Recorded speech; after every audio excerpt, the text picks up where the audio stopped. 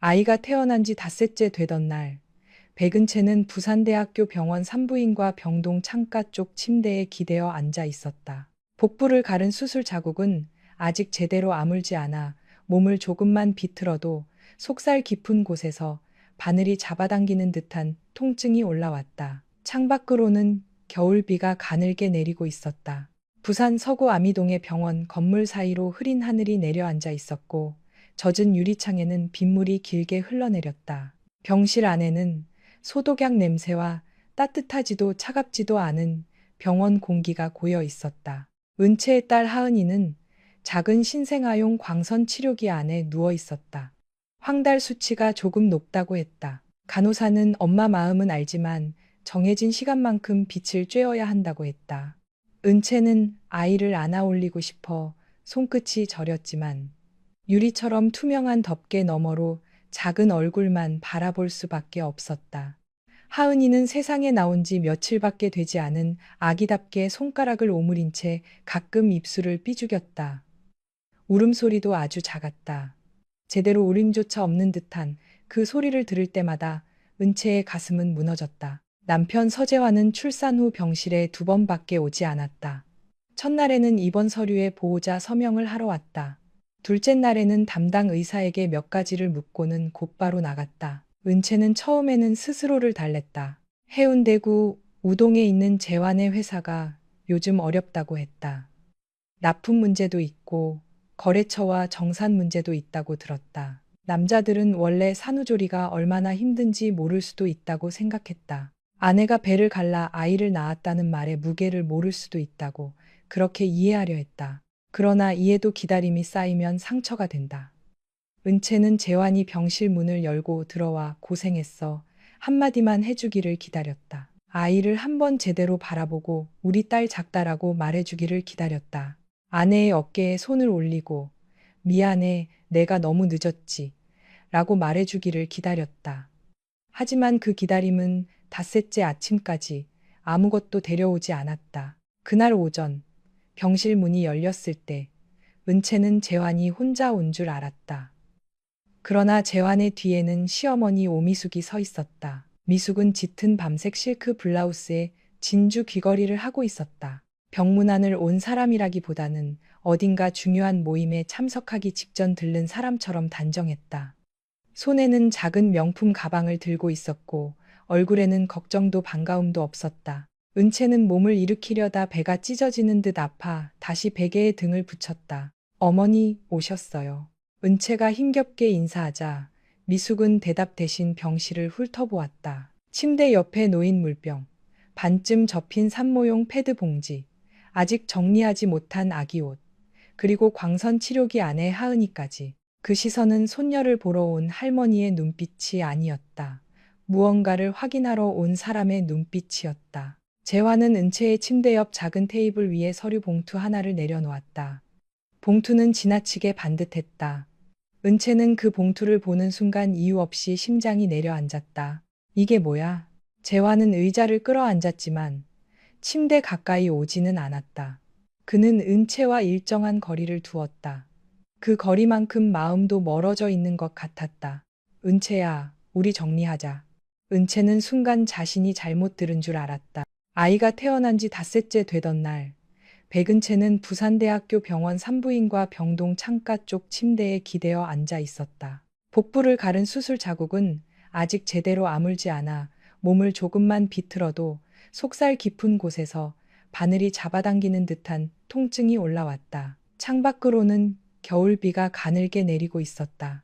부산 서구 아미동의 병원 건물 사이로 흐린 하늘이 내려앉아 있었고 젖은 유리창에는 빗물이 길게 흘러내렸다. 병실 안에는 소독약 냄새와 따뜻하지도 차갑지도 않은 병원 공기가 고여 있었다.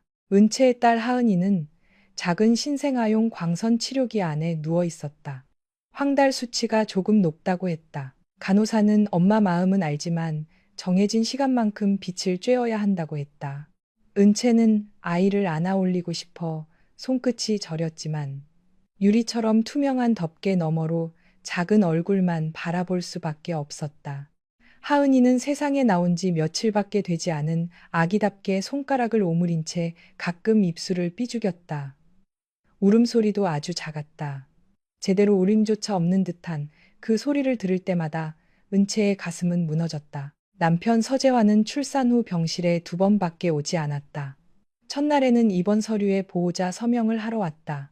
둘째 날에는 담당 의사에게 몇 가지를 묻고는 곧바로 나갔다. 은채는 처음에는 스스로를 달랬다. 해운대구 우동에 있는 재환의 회사가 요즘 어렵다고 했다. 납품 문제도 있고 거래처와 정산 문제도 있다고 들었다. 남자들은 원래 산후조리가 얼마나 힘든지 모를 수도 있다고 생각했다. 아내가 배를 갈라 아이를 낳았다는 말의 무게를 모를 수도 있다고 그렇게 이해하려 했다. 그러나 이해도 기다림이 쌓이면 상처가 된다. 은채는 재환이 병실 문을 열고 들어와 고생했어 한마디만 해주기를 기다렸다. 아이를 한번 제대로 바라보고 우리 딸 작다라고 말해주기를 기다렸다. 아내의 어깨에 손을 올리고 미안해, 내가 너무 늦었지 라고 말해주기를 기다렸다. 하지만 그 기다림은 닷새째 아침까지 아무것도 데려오지 않았다. 그날 오전 병실 문이 열렸을 때 은채는 재환이 혼자 온 줄 알았다. 그러나 재환의 뒤에는 시어머니 오미숙이 서 있었다. 미숙은 짙은 밤색 실크 블라우스에 진주 귀걸이를 하고 있었다. 병문안을 온 사람이라기보다는 어딘가 중요한 모임에 참석하기 직전 들른 사람처럼 단정했다. 손에는 작은 명품 가방을 들고 있었고 얼굴에는 걱정도 반가움도 없었다. 은채는 몸을 일으키려다 배가 찢어지는 듯 아파 다시 베개에 등을 붙였다. 어머니 오셨어요. 은채가 힘겹게 인사하자 미숙은 대답 대신 병실을 훑어보았다. 침대 옆에 놓인 물병, 반쯤 접힌 산모용 패드 봉지, 아직 정리하지 못한 아기 옷, 그리고 광선 치료기 안에 하은이까지. 그 시선은 손녀를 보러 온 할머니의 눈빛이 아니었다. 무언가를 확인하러 온 사람의 눈빛이었다. 재환은 은채의 침대 옆 작은 테이블 위에 서류 봉투 하나를 내려놓았다. 봉투는 지나치게 반듯했다. 은채는 그 봉투를 보는 순간 이유 없이 심장이 내려앉았다. 이게 뭐야? 재환은 의자를 끌어앉았지만 침대 가까이 오지는 않았다. 그는 은채와 일정한 거리를 두었다. 그 거리만큼 마음도 멀어져 있는 것 같았다. 은채야, 우리 정리하자. 은채는 순간 자신이 잘못 들은 줄 알았다. 병실 안의 공기가 부순 것처럼 조용해졌다. 광선 치료기 안에서 하은이가 손을 꿈틀거렸다. 뭘 정리해? 재환은 봉투에서 서류를 꺼냈다. 종이 위 가장 위쪽에 적힌 글자가 은채의 눈에 박혔다. 협의 이혼 의사 확인 신청서. 글자는 검은색이었지만 은채에게는 얼음처럼 차가웠다. 손끝이 떨렸다. 배의 통증이 다시 올라왔지만 그보다 더 아픈 것은 가슴 속에서 무언가가 끊어지는 느낌이었다. 나 애 낳은 지 닷새야, 재환 씨. 은채의 목소리는 작았지만 그 안에는 믿을 수 없다는 떨림이 있었다. 재환은 시선을 피했다. 알아. 그래서 조용히 끝내자는 거야. 서로 더 힘들어지기 전에. 그때 미숙이 처음으로 입을 열었다. 산모라서 크게 말하고 싶지 않다. 좋게 끝내. 여자 몸 힘든 거 안다. 그런데 그걸로 남자를 붙잡을 수 있는 건 아니야. 은채는 미숙을 바라보았다. 이 사람이 정말 방금 그런 말을 한 걸까? 손녀가 바로 옆에서 광선 치료를 받고 있는데 며느리가 배를 가르고 누운 병실에서 저런 말을 할 수 있는 걸까? 은채는 시어머니가 자신을 좋아하지 않는다는 것을 알고 있었다. 결혼 전부터 미숙은 은채의 집안이 마음에 들지 않는다고 했다. 은채의 어머니가 부산 진구 부전시장 근처에서 국밥집을 한다는 것도, 아버지가 일찍 돌아가셨다는 것도, 은채가 결혼 후에도 일을 계속하려 했다는 것도 마땅치 않아 했다. 하지만 미워하는 것과 잔인한 것은 다르다고 은채는 믿고 싶었다. 그 믿음이 그날 병실에서 무너졌다. 이유가 뭐예요? 은채가 재환을 향해 물었다. 결혼을 끝내자는 말을 할 거면 이유는 말해야 하잖아요. 재환은 한참 동안 손가락을 얽었다 풀었다. 미숙이 옆에서 그를 바라보았다. 재환은 결국 낮고 건조한 목소리로 말했다. 회사 창고에서 빠진 돈이 있어. 내가 임신 중에도 보조 장부를 봤잖아. 몇 가지가 안 맞아. 은채는 눈을 크게 떴다. 지금 내가 회사 돈을 빼돌렸다는 거야? 그렇게 말한 건 아니야. 그럼 뭔데? 재환의 입술이 굳었다. 그는 광선 치료기 쪽을 아주 잠깐 보았다. 정말 짧은 순간이었다. 그러나 은채는 그 시선 하나만으로 알아차렸다. 이혼만이 아니었다. 돈 문제만이 아니었다. 그들은 아이까지 의심하고 있었다. 그리고 임신 기록에도 이상한 부분이 있어. 은채의 귀가 멍해졌다. 임신 기록? 미숙이 끼어들었다. 네가 모르는 척한다고 없어지는 일이 아니야. 요즘은 다 확인할 수 있어. 아이 일도, 돈 일도.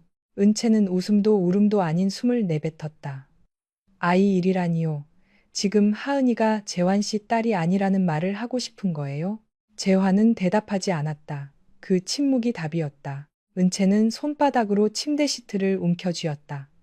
손톱이 천에 박혔다. 몸은 아직 피를 회복하지 못했고 젖은 제대로 돌지 않았으며 아이는 황달 때문에 엄마 품에도 마음껏 안기지 못했다. 그런데 남편은 그런 아내 앞에 이혼 서류를 놓고 아이의 피까지 의심하고 있었다. 누가 확인해줬어?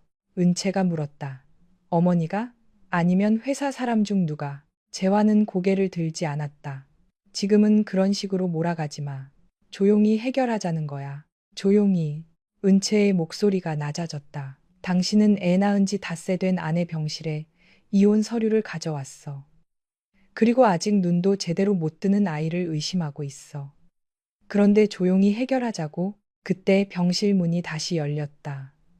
은채의 친정어머니 강정순이 보온 가방을 들고 들어왔다. 정수는 새벽부터 부산 진구 부전시장 근처 가게에서 끓인 미역국과 흰죽을 챙겨왔다. 비를 맞고 온 탓에 머리카락 끝이 젖어 있었고 낡은 패딩 소매에는 물방울이 맺혀 있었다. 정수는 병실 안에 이상한 공기를 단번에 느꼈다. 왜 이렇게 조용해? 재환이 왔네. 사돈도 오셨고 아무도 대답하지 않았다. 정순의 눈이 테이블 위 서류로 내려갔다.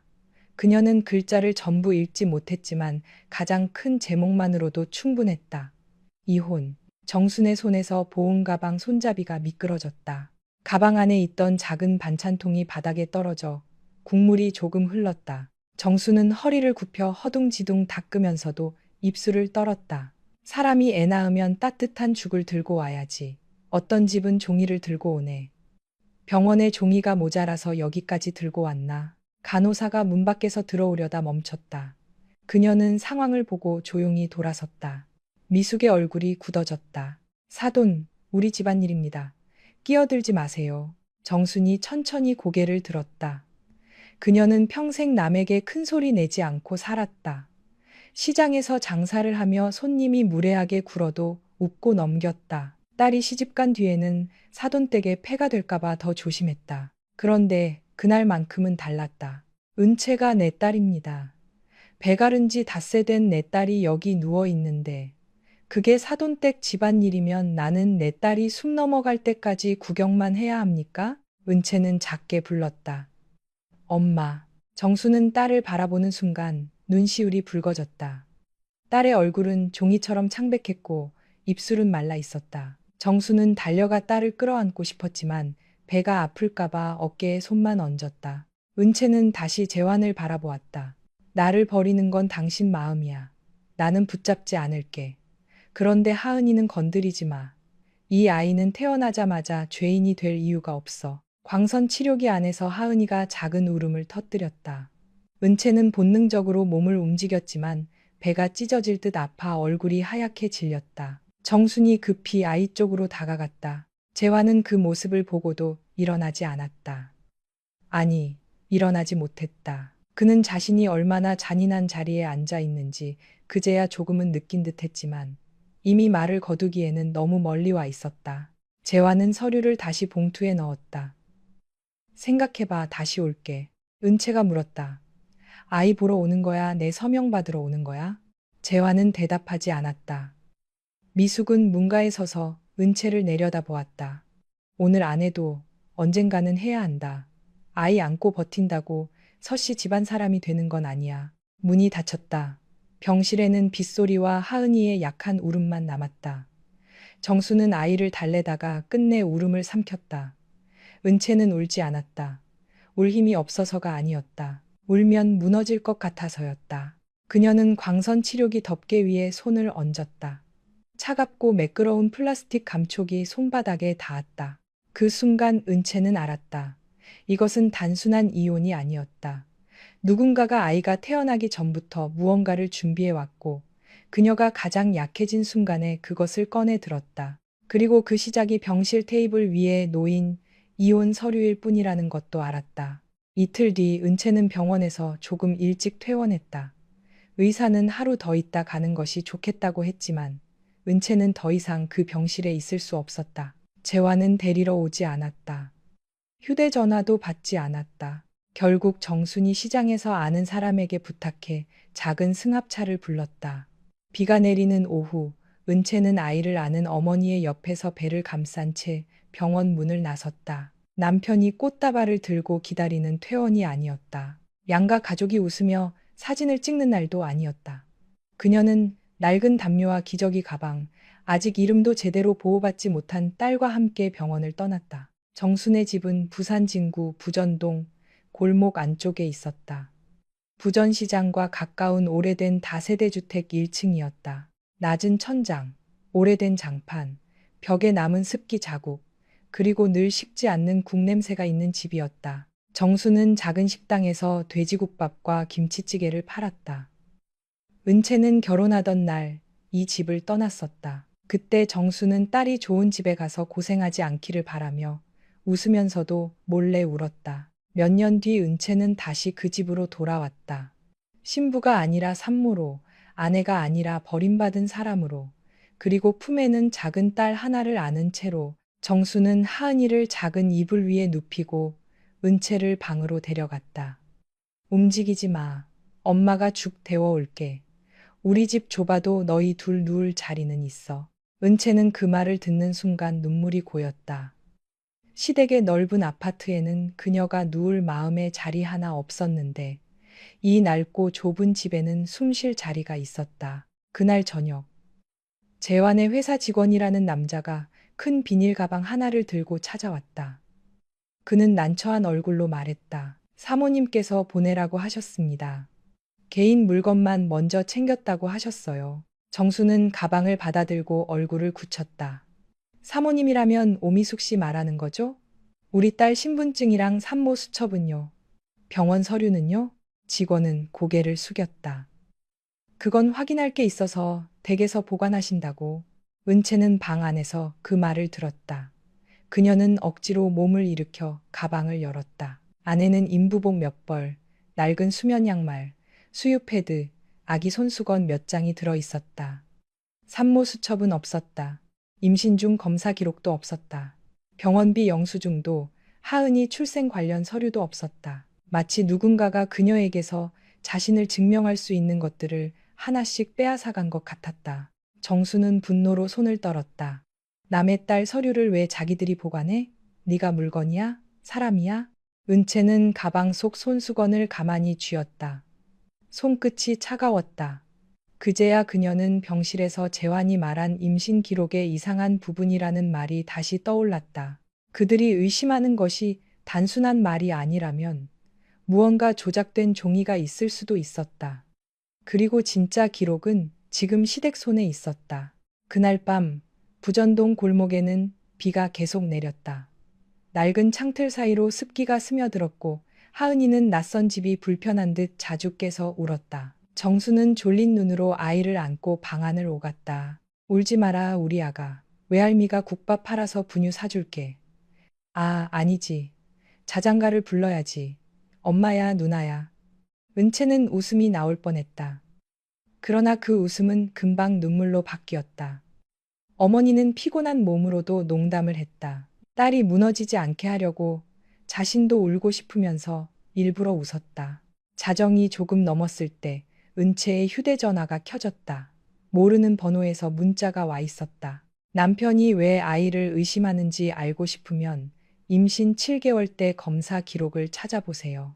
남편에게 묻지 말고 그날 당신을 데리고 간 사람에게 물어보세요. 은채는 몸을 벌떡 일으키려다 배의 통증에 숨을 삼켰다. 임신 7개월. 그녀는 그날을 기억했다. 재환은 회사 회의 때문에 바쁘다고 했고 시어머니 미숙은 재환의 사촌형 서태민이 마침 시간이 되니 병원에 데려다 줄 거라고 했다. 은채는 그날 해운대구 좌동에서 택시를 타고 해운대 백병원 근처 산부인과 외래에 갔다고 기억했다. 평범한 초음파 검사였다고 생각했다. 그녀는 어떤 유전자 검사에도 동의한 적이 없었다. 어떤 혈액 채취 서류에도 서명한 기억이 없었다. 은채는 떨리는 손으로 재환에게 전화를 걸었다. 신호음이 길게 이어졌다. 겨우 연결된 뒤 재환의 목소리는 잠에서 깬 사람처럼 낮고 거칠었다. 왜? 은채는 곧장 물었다. 내 산모 수첩 어디 있어? 잠깐 침묵이 흘렀다. 그리고 재환이 말했다. 네가 뭘 숨겼는지는 네가 제일 잘 알잖아. 그 말 하나로 충분했다. 은채는 더 묻지 않았다. 남편은 이미 그녀를 믿지 않기로 결정한 사람이었다. 그녀가 어떤 말을 해도 그의 귀에는 변명처럼 들릴 것이다. 은채는 전화를 끊었다. 하은이가 이불 속에서 손을 움직였다. 작은 손가락이 허공을 더듬었다. 은채는 자신의 손가락을 아이 손바닥에 살며시 넣었다. 하은이는 아주 약하게, 그러나 분명하게 엄마의 손가락을 쥐었다. 은채는 아이 곁으로 몸을 낮추고 속삭였다. 엄마가 찾아낼게. 네가 태어나자마자 남의 의심 속에서 살아가게 두지 않을게. 엄마가 약해 보여도 이번만큼은 절대 물러서지 않을게. 비는 밤새 내렸다. 낡은 집 천장과 창문 사이로 물소리가 이어졌다. 그러나 그 밤 은채의 마음속에서는 다른 소리가 들리기 시작했다. 그것은 무너지는 소리가 아니었다. 아주 작지만 다시 일어서기 시작하는 소리였다. 하은이가 태어난 지 한 달이 조금 지났을 때 아이의 얼굴에는 처음보다 붉은 기운이 돌기 시작했다. 황달도 많이 가라앉았고 눈을 뜨는 시간도 조금씩 길어졌다. 하지만 은채의 몸은 아직 완전히 회복되지 않았다. 수술 부위는 날씨가 흐리거나 몸을 오래 움직이면 깊은 곳에서 묵직하게 욱신거렸다. 밤마다 하은이가 울면 은채는 배를 감싸고 일어나 아이를 안았다. 아이의 등을 토닥이며 방 안을 두세 걸음만 걸어도 이마에는 식은땀이 맺혔다. 그럴 때마다 정수는 부엌에서 자다가도 벌떡 일어나 내가 안을게, 너는 누워 하고 아이를 받아들었다. 그러나 은채는 쉽게 아이를 놓지 못했다. 누군가가 언제든 이 작은 아이를 빼앗아갈 수 있다는 두려움이 그녀의 팔에 힘을 주게 만들었다. 부전동 골목 안정순의 집은 하루 종일 국냄새와 빨래 냄새, 젖은 장판 냄새가 섞여 있었다. 새벽 4시가 되면 정수는 국밥집에 나갈 준비를 했다. 큰 냄비에 육수를 데우고 김치를 썰고 밥을 안쳤다. 은채는 아직 오래 서 있을 수 없어 방 안에서 하은이를 안고 앉아 있다가 몸이 괜찮은 날에는 손님에게 나갈 반찬을 작은 통에 담았다. 정수는 그런 딸을 볼 때마다 하지 마라, 손 하나 까딱하지 마라 하고 잔소리를 했지만 은채는 가만히 누워 있을수록 더 무너지는 것 같았다. 무엇이라도 해야 했다. 적어도 자신이 아무것도 못하는 사람이 아니라는 것을 스스로에게 확인해야 했다. 그날 오전 골목 입구에 검은색 고급 승용차 한 대가 멈춰섰다. 평소 오토바이와 시장 손수레가 지나다니는 좁은 골목에 그런 차가 들어오자 동네 사람들의 시선이 자연스럽게 모였다. 차 문이 열리고 오미숙이 내렸다. 그녀는 진회색 코트에 단정한 구두를 신고 있었다. 뒤따라 내린 운전기사는 커다란 쇼핑백 몇 개를 들었다. 분유, 기저귀, 아기 옷, 물티슈, 수입 브랜드 로고가 붙은 담요까지 있었다. 미숙은 정순의 집 앞에 서서 잠시 안을 들여다보았다.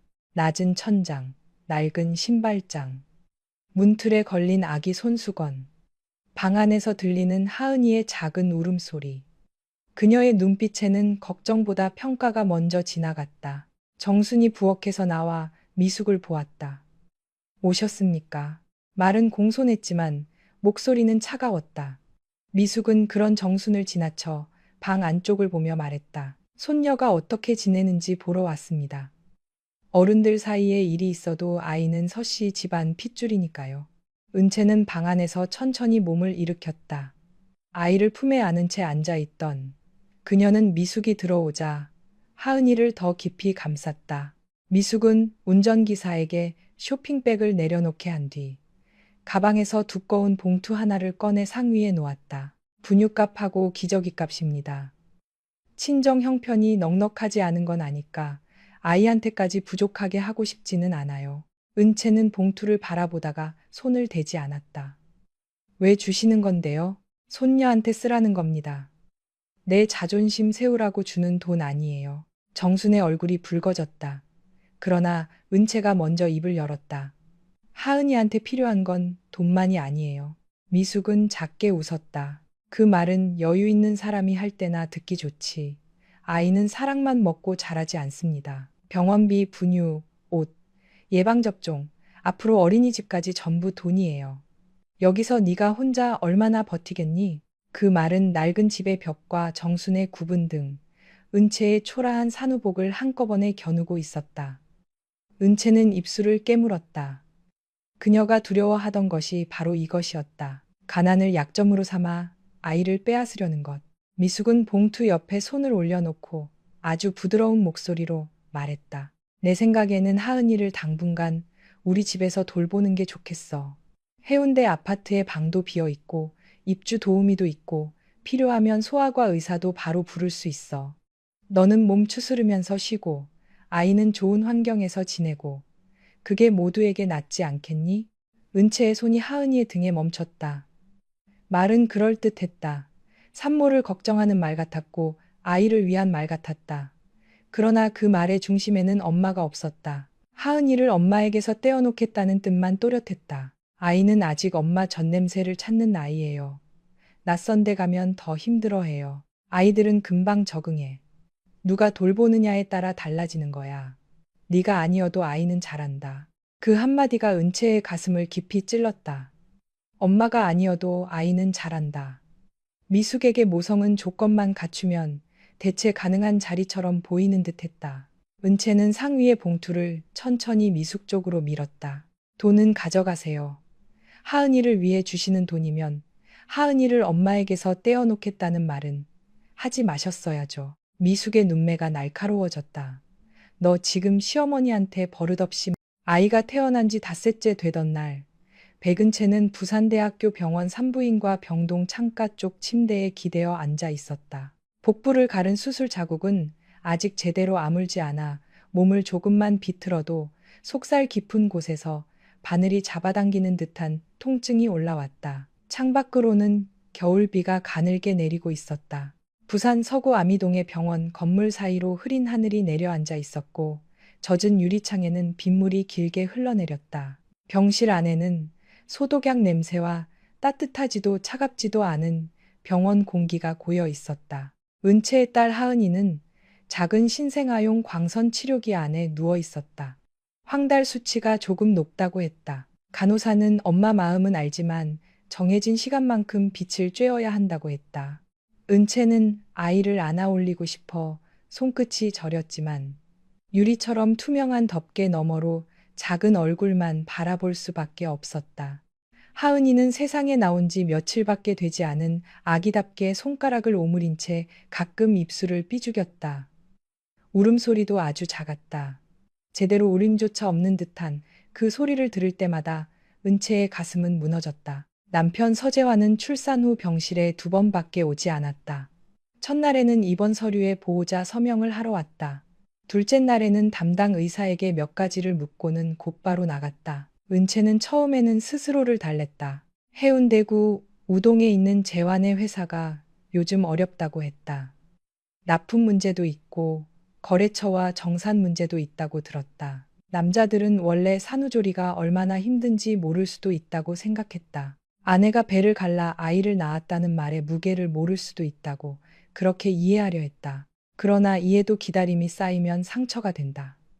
은채는 재환이 병실 문을 열고 들어와 고생했어 한마디만 해주기를 기다렸다. 아이를 한번 제대로 바라보고 우리 딸 작다라고 말해주기를 기다렸다. 아내의 어깨에 손을 올리고 미안해 내가 너무 늦었지 라고 말해주기를 기다렸다. 하지만 그 기다림은 닷새째 아침까지 아무것도 데려오지 않았다. 그날 오전 병실 문이 열렸을 때 은채는 재환이 혼자 온 줄 알았다. 그러나 재환의 뒤에는 시어머니 오미숙이 서 있었다. 미숙은 짙은 밤색 실크 블라우스에 진주 귀걸이를 하고 있었다. 병문안을 온 사람이라기보다는 어딘가 중요한 모임에 참석하기 직전 들른 사람처럼 단정했다. 손에는 작은 명품 가방을 들고 있었고 얼굴에는 걱정도 반가움도 없었다. 은채는 몸을 일으키려다 배가 찢어지는 듯 아파 다시 베개에 등을 붙였다. 어머니 오셨어요.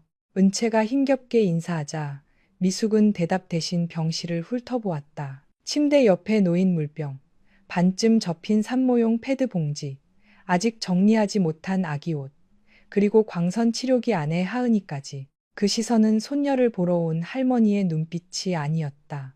무언가를 확인하러 온 사람의 눈빛이었다. 재환은 은채의 침대 옆 작은 테이블 위에 서류 봉투 하나를 내려놓았다. 봉투는 지나치게 반듯했다. 은채는 그 봉투를 보는 순간 이유 없이 심장이 내려앉았다. 이게 뭐야? 재환은 의자를 끌어앉았지만 침대 가까이 오지는 않았다. 그는 은채와 일정한 거리를 두었다. 그 거리만큼 마음도 멀어져 있는 것 같았다. 은채야, 우리 정리하자. 은채는 순간 자신이 잘못 들은 줄 알았다. 병실 안의 공기가 부순 것처럼 조용해졌다. 광선 치료기 안에서 하은이가 손을 꿈틀거렸다. 뭘 정리해? 재환은 봉투에서 서류를 꺼냈다. 종이 위 가장 위쪽에 적힌 글자가 은채의 눈에 박혔다. 협의 이혼 의사 확인 신청서. 글자는 검은색이었지만 은채에게는 얼음처럼 차가웠다. 손끝이 떨렸다. 배의 통증이 다시 올라왔지만 그보다 더 아픈 것은 가슴 속에서 무언가가 끊어지는 느낌이었다. 나 애 낳은 지 닷새야, 재환 씨. 은채의 목소리는 작았지만 그 안에는 믿을 수 없다는 떨림이 있었다. 재환은 시선을 피했다. 알아. 그래서 조용히 끝내자는 거야. 서로 더 힘들어지기 전에. 그때 미숙이 처음으로 입을 열었다. 산모라서 크게 말하고 싶지 않다. 좋게 끝내. 여자 몸 힘든 거 안다. 그런데 그걸로 남자를 붙잡을 수 있는 건 아니야. 은채는 미숙을 바라보았다. 이 사람이 정말 방금 그런 말을 한 걸까? 손녀가 바로 옆에서 광선 치료를 받고 있는데 며느리가 배를 가르고 누운 병실에서 저런 말을 할 수 있는 걸까? 은채는 시어머니가 자신을 좋아하지 않는다는 것을 알고 있었다. 결혼 전부터 미숙은 은채의 집안이 마음에 들지 않는다고 했다. 은채의 어머니가 부산 진구 부전시장 근처에서 국밥집을 한다는 것도, 아버지가 일찍 돌아가셨다는 것도, 은채가 결혼 후에도 일을 계속하려 했다는 것도 마땅치 않아 했다. 하지만 미워하는 것과 잔인한 것은 다르다고 은채는 믿고 싶었다. 그 믿음이 그날 병실에서 무너졌다. 이유가 뭐예요? 은채가 재환을 향해 물었다. 결혼을 끝내자는 말을 할 거면 이유는 말해야 하잖아요. 재환은 한참 동안 손가락을 얽었다 풀었다. 미숙이 옆에서 그를 바라보았다. 재환은 결국 낮고 건조한 목소리로 말했다. 회사 창고에서 빠진 돈이 있어. 내가 임신 중에도 보조 장부를 봤잖아. 몇 가지가 안 맞아. 은채는 눈을 크게 떴다. 지금 내가 회사 돈을 빼돌렸다는 거야? 그렇게 말한 건 아니야. 그럼 뭔데? 재환의 입술이 굳었다. 그는 광선 치료기 쪽을 아주 잠깐 보았다. 정말 짧은 순간이었다. 그러나 은채는 그 시선 하나만으로 알아차렸다. 이혼만이 아니었다. 돈 문제만이 아니었다. 그들은 아이까지 의심하고 있었다. 그리고 임신 기록에도 이상한 부분이 있어. 은채의 귀가 멍해졌다. 임신 기록? 미숙이 끼어들었다. 네가 모르는 척한다고 없어지는 일이 아니야. 요즘은 다 확인할 수 있어. 아이 일도, 돈 일도. 은채는 웃음도 울음도 아닌 숨을 내뱉었다. 아이 일이라니요. 지금 하은이가 재환 씨 딸이 아니라는 말을 하고 싶은 거예요? 재환은 대답하지 않았다. 그 침묵이 답이었다. 은채는 손바닥으로 침대 시트를 움켜쥐었다.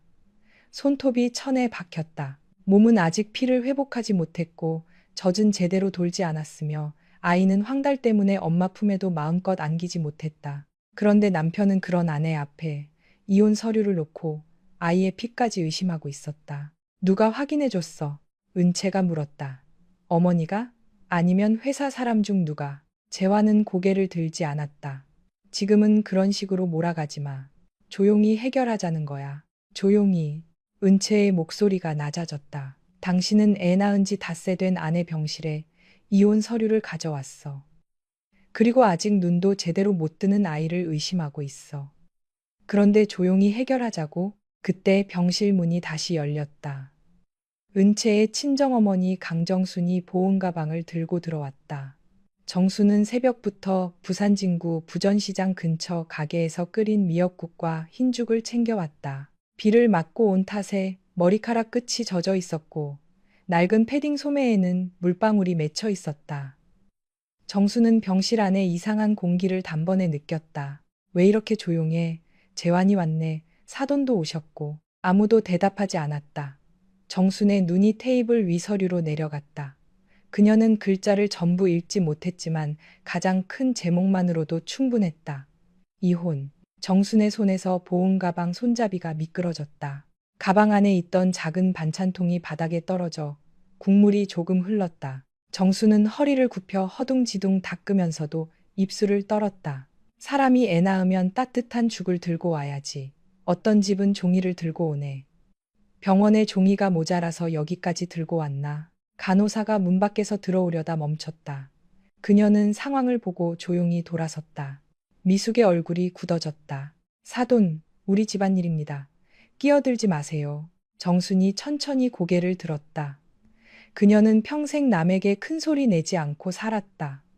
시장에서 장사를 하며 손님이 무례하게 굴어도 웃고 넘겼다. 딸이 시집간 뒤에는 사돈댁에 폐가 될까봐 더 조심했다. 그런데 그날만큼은 달랐다. 은채가 내 딸입니다. 배가른 지 닷새 된 내 딸이 여기 누워 있는데 그게 사돈댁 집안일이면 나는 내 딸이 숨 넘어갈 때까지 구경만 해야 합니까? 은채는 작게 불렀다.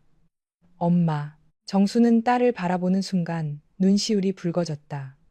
딸의 얼굴은 종이처럼 창백했고 입술은 말라 있었다. 정수는 달려가 딸을 끌어안고 싶었지만 배가 아플까봐 어깨에 손만 얹었다. 은채는 다시 재환을 바라보았다.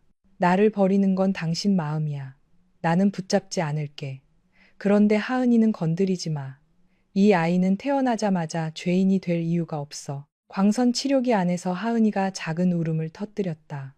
은채는 본능적으로 몸을 움직였지만 배가 찢어질 듯 아파 얼굴이 하얗게 질렸다. 정순이 급히 아이 쪽으로 다가갔다. 재환은 그 모습을 보고도 일어나지 않았다. 아니, 일어나지 못했다. 그는 자신이 얼마나 잔인한 자리에 앉아 있는지 그제야 조금은 느낀 듯 했지만 이미 말을 거두기에는 너무 멀리 와 있었다. 재환은 서류를 다시 봉투에 넣었다. 생각해봐, 다시 올게. 은채가 물었다. 아이 보러 오는 거야? 내 서명 받으러 오는 거야? 재환은 대답하지 않았다. 미숙은 문가에 서서 은채를 내려다보았다. 오늘 안 해도 언젠가는 해야 한다. 아이 안고 버틴다고 서씨 집안 사람이 되는 건 아니야. 문이 닫혔다. 병실에는 빗소리와 하은이의 약한 울음만 남았다. 정수는 아이를 달래다가 끝내 울음을 삼켰다. 은채는 울지 않았다. 울 힘이 없어서가 아니었다. 울면 무너질 것 같아서였다. 그녀는 광선 치료기 덮개 위에 손을 얹었다. 차갑고 매끄러운 플라스틱 감촉이 손바닥에 닿았다. 그 순간 은채는 알았다.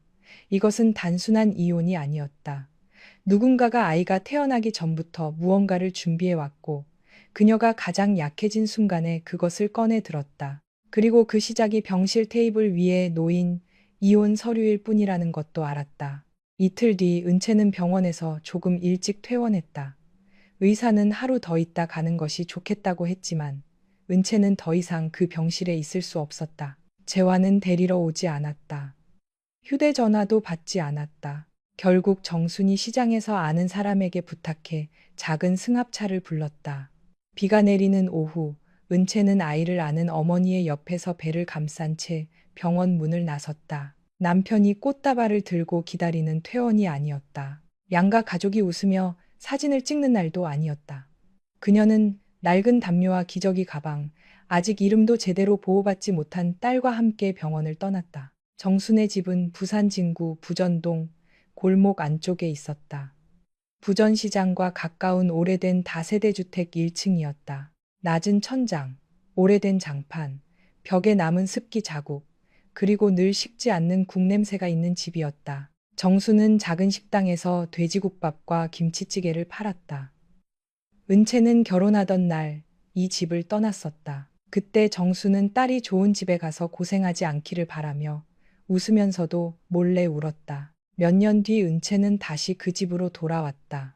신부가 아니라 산모로, 아내가 아니라 버림받은 사람으로, 그리고 품에는 작은 딸 하나를 안은 채로. 정수는 하은이를 작은 이불 위에 눕히고 은채를 방으로 데려갔다.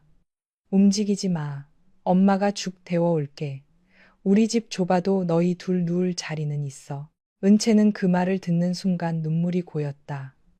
시댁의 넓은 아파트에는 그녀가 누울 마음의 자리 하나 없었는데 이 낡고 좁은 집에는 숨 쉴 자리가 있었다. 그날 저녁 재환의 회사 직원이라는 남자가 큰 비닐 가방 하나를 들고 찾아왔다.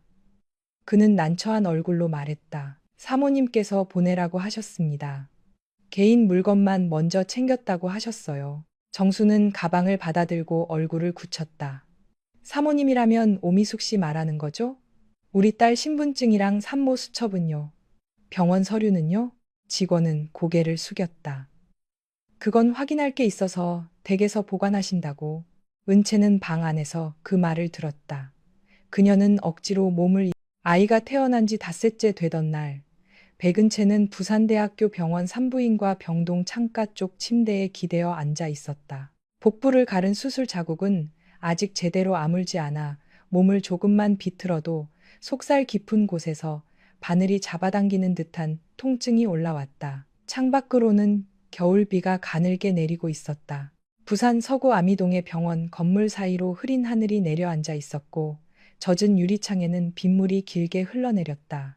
병실 안에는 소독약 냄새와 따뜻하지도 차갑지도 않은 병원 공기가 고여 있었다. 은채의 딸 하은이는 작은 신생아용 광선 치료기 안에 누워 있었다. 황달 수치가 조금 높다고 했다. 간호사는 엄마 마음은 알지만 정해진 시간만큼 빛을 쬐어야 한다고 했다. 은채는 아이를 안아 올리고 싶어 손끝이 저렸지만 유리처럼 투명한 덮개 너머로 작은 얼굴만 바라볼 수밖에 없었다. 하은이는 세상에 나온 지 며칠밖에 되지 않은 아기답게 손가락을 오므린 채 가끔 입술을 삐죽였다. 울음소리도 아주 작았다. 제대로 울림조차 없는 듯한 그 소리를 들을 때마다 은채의 가슴은 무너졌다. 남편 서재환은 출산 후 병실에 2번밖에 오지 않았다.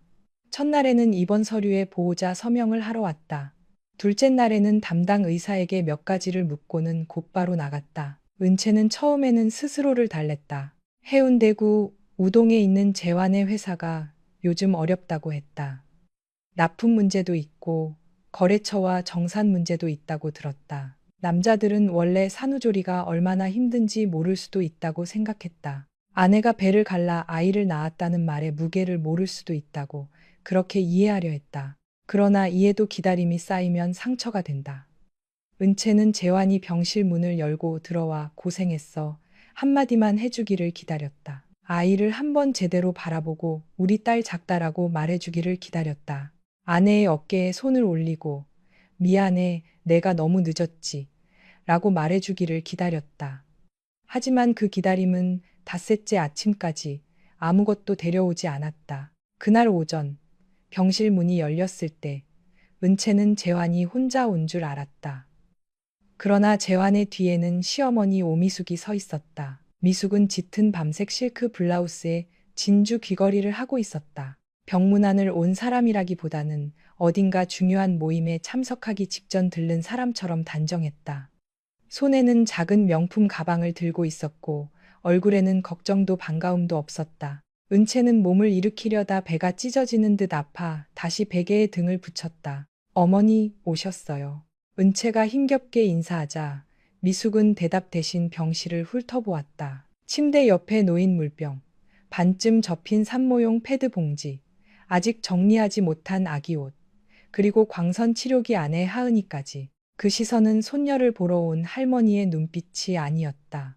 무언가를 확인하러 온 사람의 눈빛이었다. 재환은 은채의 침대 옆 작은 테이블 위에 서류 봉투 하나를 내려놓았다. 봉투는 지나치게 반듯했다. 은채는 그 봉투를 보는 순간 이유 없이 심장이 내려앉았다. 이게 뭐야? 재환은 의자를 끌어앉았지만 침대 가까이 오지는 않았다. 그는 은채와 일정한 거리를 두었다. 그 거리만큼 마음도 멀어져 있는 것 같았다. 은채야, 우리 정리하자. 은채는 순간 자신이 잘못 들은 줄 알았다. 병실 안의 공기가 부순 것처럼 조용해졌다. 광선 치료기 안에서 하은이가 손을 꿈틀거렸다. 뭘 정리해? 재환은 봉투에서 서류를 꺼냈다. 종이 위 가장 위쪽에 적힌 글자가 은채의 눈에 박혔다. 협의 이혼 의사 확인 신청서. 글자는 검은색이었지만 은채에게는 얼음처럼 차가웠다. 손끝이 떨렸다. 배의 통증이 다시 올라왔지만 그보다 더 아픈 것은 가슴 속에서 무언가가 끊어지는 느낌이었다. 나 애 낳은 지 닷새야, 재환 씨. 은채의 목소리는 작았지만 그 안에는 믿을 수 없다는 떨림이 있었다. 재환은 시선을 피했다. 알아. 그래서 조용히 끝내자는 거야. 서로 더 힘들어지기 전에. 그때 미숙이 처음으로 입을 열었다. 산모라서 크게 말하고 싶지 않다. 좋게 끝내. 여자 몸 힘든 거 안다. 그런데 그걸로 남자를 붙잡을 수 있는 건 아니야. 은채는 미숙을 바라보았다. 이 사람이 정말 방금 그런 말을 한 걸까? 손녀가 바로 옆에서 광선 치료를 받고 있는데 며느리가 배를 가르고 누운 병실에서 저런 말을 할 수 있는 걸까? 은채는 시어머니가 자신을 좋아하지 않는다는 것을 알고 있었다. 결혼 전부터 미숙은 은채의 집안이 마음에 들지 않는다고 했다. 은채의 어머니가 부산 진구 부전시장 근처에서 국밥집을 한다는 것도, 아버지가 일찍 돌아가셨다는 것도, 은채가 결혼 후에도 일을 계속하려 했다는 것도 마땅치 않아 했다. 하지만 미워하는 것과 잔인한 것은 다르다고 은채는 믿고 싶었다. 그 믿음이 그날 병실에서 무너졌다. 이유가 뭐예요? 은채가 재환을 향해 물었다. 결혼을 끝내자는 말을 할 거면 이유는 말해야 하잖아요. 재환은 한참 동안 손가락을 얽었다 풀었다. 미숙이 옆에서 그를 바라보았다. 재환은 결국 낮고 건조한 목소리로 말했다. 회사 창고에서 빠진 돈이 있어. 내가 임신 중에도 보조 장부를 봤잖아. 몇 가지가 안 맞아. 은채는 눈을 크게 떴다. 지금 내가 회사 돈을 빼돌렸다는 거야? 그렇게 말한 건 아니야. 그럼 뭔데? 재환의 입술이 굳었다. 그는 광선 치료기 쪽을 아주 잠깐 보았다. 정말 짧은 순간이었다. 그러나 은채는 그 시선 하나만으로 알아차렸다. 이혼만이 아니었다. 돈 문제만이 아니었다. 그들은 아이까지 의심하고 있었다. 그리고 임신 기록에도 이상한 부분이 있어. 은채의 귀가 멍해졌다. 임신 기록? 미숙이 끼어들었다. 네가 모르는 척한다고 없어지는 일이 아니야. 요즘은 다 확인할 수 있어. 아이 일도, 돈 일도. 은채는 웃음도 울음도 아닌 숨을 내뱉었다. 아이 일이라니요. 지금 하은이가 재환 씨 딸이 아니라는 말을 하고 싶은 거예요? 재환은 대답하지 않았다. 그 침묵이 답이었다. 은채는 손바닥으로 침대 시트를 움켜쥐었다.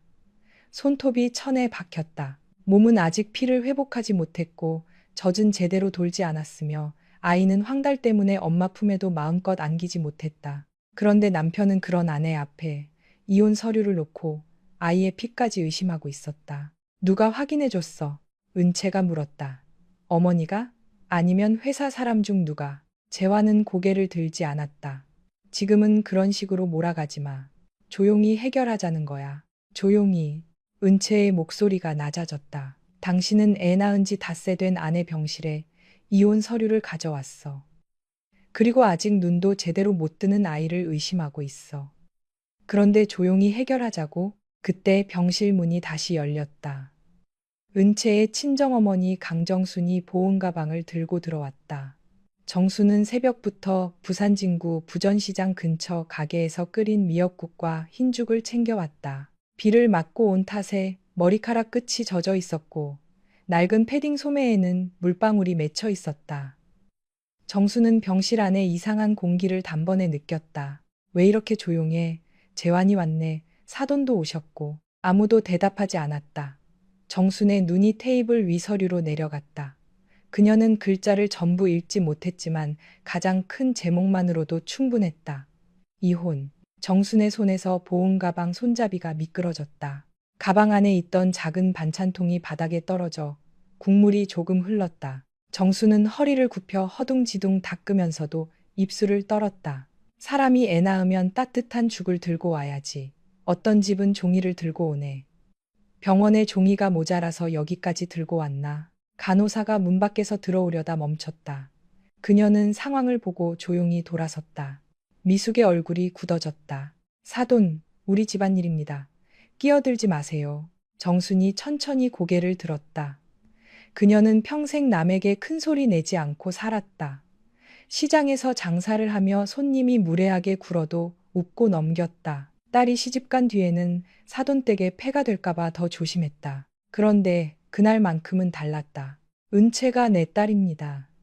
배가른 지 닷새 된 내 딸이 여기 누워 있는데 그게 사돈댁 집안일이면 나는 내 딸이 숨 넘어갈 때까지 구경만 해야 합니까?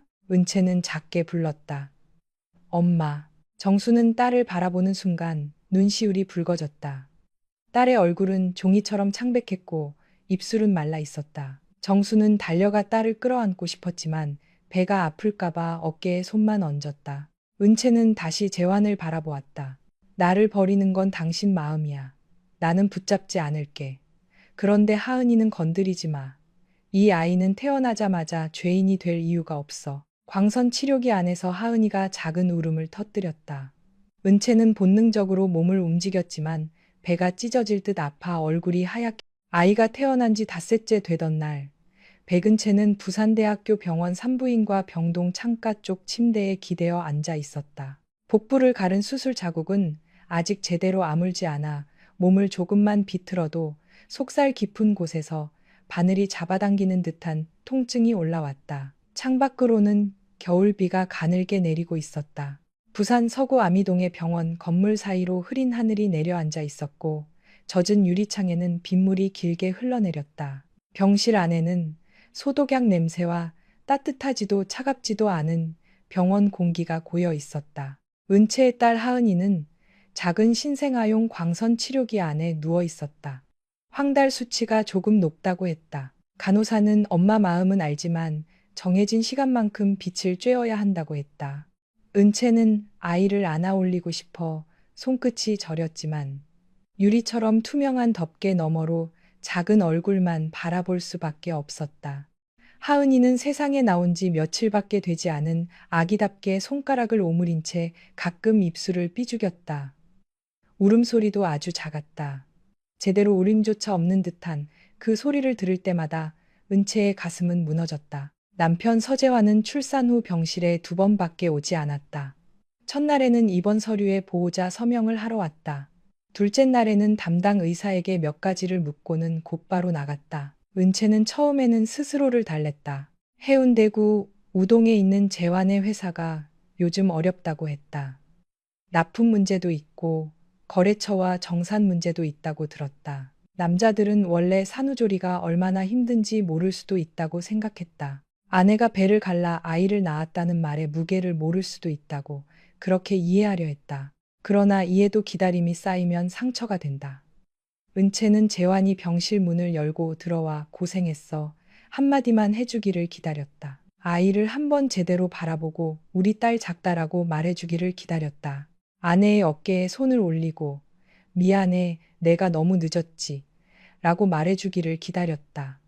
하지만 그 기다림은 닷새째 아침까지 아무것도 데려오지 않았다. 그날 오전 병실 문이 열렸을 때 은채는 재환이 혼자 온 줄 알았다. 그러나 재환의 뒤에는 시어머니 오미숙이 서 있었다. 미숙은 짙은 밤색 실크 블라우스에 진주 귀걸이를 하고 있었다. 병문안을 온 사람이라기보다는 어딘가 중요한 모임에 참석하기 직전 들른 사람처럼 단정했다. 손에는 작은 명품 가방을 들고 있었고 얼굴에는 걱정도 반가움도 없었다. 은채는 몸을 일으키려다 배가 찢어지는 듯 아파 다시 베개에 등을 붙였다. 어머니 오셨어요. 은채가 힘겹게 인사하자 미숙은 대답 대신 병실을 훑어보았다. 침대 옆에 놓인 물병, 반쯤 접힌 산모용 패드 봉지, 아직 정리하지 못한 아기 옷. 그리고 광선 치료기 안에 하은이까지. 그 시선은 손녀를 보러 온 할머니의 눈빛이 아니었다. 무언가를 확인하러 온 사람의 눈빛이었다. 재환은 은채의 침대 옆 작은 테이블 위에 서류 봉투 하나를 내려놓았다. 봉투는 지나치게 반듯했다. 은채는 그 봉투를 보는 순간 이유 없이 심장이 내려앉았다. 이게 뭐야? 재환은 의자를 끌어앉았지만 침대 가까이 오지는 않았다. 그는 은채와 일정한 거리를 두었다. 그 거리만큼 마음도 멀어져 있는 것 같았다. 은채야, 우리 정리하자. 은채는 순간 자신이 잘못 들은 줄 알았다. 병실 안의 공기가 부순 것처럼 조용해졌다. 광선 치료기 안에서 하은이가 손을 꿈틀거렸다. 뭘 정리해? 재환은 봉투에서 서류를 꺼냈다. 종이 위 가장 위쪽에 적힌 글자가 은채의 눈에 박혔다. 협의 이혼 의사 확인 신청서. 글자는 검은색이었지만 은채에게는 얼음처럼 차가웠다. 손끝이 떨렸다. 배의 통증이 다시 올라왔지만 그보다 더 아픈 것은 가슴 속에서 무언가가 끊어지는 느낌이었다. 나 애 낳은 지 닷새야, 재환 씨. 은채의 목소리는 작았지만 그 안에는 믿을 수 없다는 떨림이 있었다. 재환은 시선을 피했다. 알아. 그래서 조용히 끝내자는 거야. 서로 더 힘들어지기 전에. 그때 미숙이 처음으로 입을 열었다. 산모라서 크게 말하고 싶지 않다. 좋게 끝내. 여자 몸 힘든 거 안다.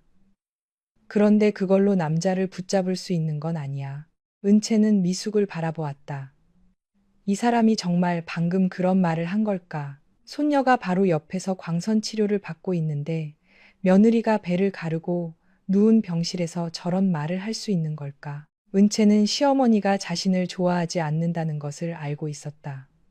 결혼 전부터 미숙은 은채의 집안이 마음에 들지 않는다고 했다. 은채의 어머니가 부산 진구 부전시장 근처에서 국밥집을 한다는 것도, 아버지가 일찍 돌아가셨다는 것도, 은채가 결혼 후에도 일을 계속하려 했다는 것도 마땅치 않아 했다. 하지만 미워하는 것과 잔인한 것은 다르다고 은채는 믿고 싶었다. 그 믿음이 그날 병실에서 무너졌다. 이유가 뭐예요? 은채가 재환을 향해 물었다. 결혼을 끝내자는 말을 할 거면 이유는 말해야 하잖아요. 재환은 한참 동안 손가락을 얽었다 풀었다. 미숙이 옆에서 그를 바라보았다. 재환은 결국 낮고 건조한 목소리로 말했다. 회사 창고에서 빠진 돈이 있어. 내가 임신 중에도 보조 장부를 봤잖아. 몇 가지가 안 맞아. 은채는 눈을 크게 떴다. 지금 내가 회사 돈을 빼돌렸다는 거야? 그렇게 말한 건 아니야. 그럼 뭔데? 재환의 입술이 굳었다. 그는 광선 치료기 쪽을 아주 잠깐 보았다. 정말 짧은 순간이었다. 그러나 은채는 그 시선 하나만으로 알아차렸다. 이혼만이 아니었다. 돈 문제만이 아니었다. 그들은 아이까지 의심하고 있었다. 그리고 임신 기록에도 이상한 부분이 있어. 은채의 귀가 멍해졌다. 임신 기록? 미숙이 끼어들었다. 네가 모르는 척한다고 없어지는 일이 아니야. 요즘은 다 확인할 수 있어. 아이 일도, 돈 일도. 은채는 웃음도 울음도 아닌 숨을 내뱉었다. 아이 일이라니요. 지금 하은이가 재환 씨 딸이 아니라는 말을 하고 싶은 거예요? 재환은 대답하지 않았다. 그 침묵이 답이었다. 은채는 손바닥으로 침대 시트를 움켜쥐었다. 손톱이 천에 박혔다. 몸은 아직 피를 회복하지 못했고 젖은 제대로 돌지 않았으며 아이는 황달 때문에 엄마 품에도 마음껏 안기지 못했다. 그런데 남편은 그런 아내 앞에 이혼 서류를 놓고 아이의 피까지 의심하고 있었다. 누가 확인해줬어? 은채가 물었다. 어머니가? 아니면 회사 사람 중 누가? 재환은 고개를 들지 않았다. 지금은 그런 식으로 몰아가지 마. 조용히 해결하자는 거야. 조용히. 은채의 목소리가 낮아졌다. 당신은 애 낳은 지 닷새 된 아내 병실에 이혼 서류를 가져왔어. 그리고 아직 눈도 제대로 못 뜨는 아이를 의심하고 있어. 그런데 조용히 해결하자고. 그때 병실 문이 다시 열렸다. 은채의 친정어머니 강정순이 보온 가방을 들고 들어왔다. 정수는 새벽부터 부산 진구 부전시장 근처 가게에서 끓인 미역국과 흰죽을 챙겨왔다. 비를 맞고 온 탓에 머리카락 끝이 젖어 있었고 낡은 패딩 소매에는 물방울이 맺혀 있었다. 정수는 병실 안에 이상한 공기를 단번에 느꼈다. 왜 이렇게 조용해? 재환이 왔네. 사돈도 오셨고. 아무도 대답하지 않았다. 정순의 눈이 테이블 위 서류로 내려갔다. 그녀는 글자를 전부 읽지 못했지만 가장 큰 제목만으로도 충분했다. 이혼. 정순의 손에서 보온 가방 손잡이가 미끄러졌다. 가방 안에 있던 작은 반찬통이 바닥에 떨어져 국물이 조금 흘렀다. 정수는 허리를 굽혀 허둥지둥 닦으면서도 입술을 떨었다. 사람이 애 낳으면 따뜻한 죽을 들고 와야지. 어떤 집은 종이를 들고 오네. 병원에 종이가 모자라서 여기까지 들고 왔나. 간호사가 문 밖에서 들어오려다 멈췄다. 그녀는 상황을 보고 조용히 돌아섰다. 미숙의 얼굴이 굳어졌다. 사돈, 우리 집안일입니다. 끼어들지 마세요. 정순이 천천히 고개를 들었다. 그녀는 평생 남에게 큰 소리 내지 않고 살았다. 시장에서 장사를 하며 손님이 무례하게 굴어도 웃고 넘겼다. 딸이 시집간 뒤에는 사돈댁에 폐가 될까봐 더 조심했다. 그런데 그날만큼은 달랐다. 은채가 내 딸입니다. 배가른 지 닷새 된 내 딸이 여기 누워 있는데 그게 사돈댁 집안일이면 나는 내 딸이 숨 넘어갈 때까지 구경만 해야 합니까? 은채는 작게 불렀다. 엄마. 정수는 딸을 바라보는 순간 눈시울이 붉어졌다. 딸의 얼굴은 종이처럼 창백했고 입술은 말라 있었다. 정수는 달려가 딸을 끌어안고 싶었지만 배가 아플까봐 어깨에 손만 얹었다. 은채는 다시 재환을 바라보았다. 나를 버리는 건 당신 마음이야. 나는 붙잡지 않을게. 그런데 하은이는 건드리지 마. 이 아이는 태어나자마자 죄인이 될 이유가 없어. 광선 치료기 안에서 하은이가 작은 울음을 터뜨렸다. 은채는 본능적으로 몸을 움직였지만 배가 찢어질 듯 아파 얼굴이 하얗게 질렸다. 정순이 급히 아이 쪽으로 다가갔다. 재환은 그 모습을 보고도 일어나지 않았다. 아니, 일어나지 못했다. 그는 자신이 얼마나 잔인한 자리에 앉아 있는지 그제야 조금은 느낀 듯 했지만 이미 말을 거두기에는 너무 멀리 와 있었다. 재환은 서류를 다시 봉투에 넣었다. 생각해봐, 다시 올게. 은채가 물었다. 아이 보러 오는 거야? 내 서명 받으러 오는 거야? 재환은 대답하지 않았다. 미숙은 문가에 서서 은채를 내려다보았다. 오늘 안 해도 언젠가는 해야 한다. 아이 안고 버틴다고 서씨 집안 사람이 되는 건 아니야. 문이 닫혔다. 병실에는 빗소리와 하은이의 약한 울음만 남았다. 정수는 아이를 달래다가 끝내 울음을 삼켰다. 은채는 울지 않았다. 울 힘이 없어서가 아니었다. 울면 무너질 것 같아서였다. 그녀는 광선 치료기 덮개 위에 손을 얹었다. 차갑고 매끄러운 플라스틱 감촉이 손바닥에 닿았다. 그 순간 은채는 알았다. 이것은 단순한 이혼이 아니었다. 누군가가 아이가 태어나기 전부터 무언가를 준비해왔고 그녀가 가장 약해진 순간에 그것을 꺼내 들었다. 그리고 그 시작이 병실 테이블 위에 놓인 이혼 서류일 뿐이라는 것도 알았다. 이틀 뒤 은채는 병원에서 조금 일찍 퇴원했다. 의사는 하루 더 있다 가는 것이 좋겠다고 했지만 은채는 더 이상 그 병실에 있을 수 없었다. 재환은 데리러 오지 않았다. 휴대전화도 받지 않았다. 결국 정순이 시장에서 아는 사람에게 부탁해 작은 승합차를 불렀다. 비가 내리는 오후, 은채는 아이를 아는 어머니의 옆에서 배를 감싼 채 병원 문을 나섰다. 남편이 꽃다발을 들고 기다리는 퇴원이 아니었다. 양가 가족이 웃으며 사진을 찍는 날도 아니었다. 그녀는 낡은 담요와 기저귀 가방, 아직 이름도 제대로 보호받지 못한 딸과 함께 병원을 떠났다. 정순의 집은 부산 진구 부전동 골목 안쪽에 있었다. 부전시장과 가까운 오래된 다세대 주택 1층이었다. 낮은 천장, 오래된 장판, 벽에 남은 습기 자국, 그리고 늘 식지 않는 국냄새가 있는 집이었다. 정수는 작은 식당에서 돼지국밥과 김치찌개를 팔았다.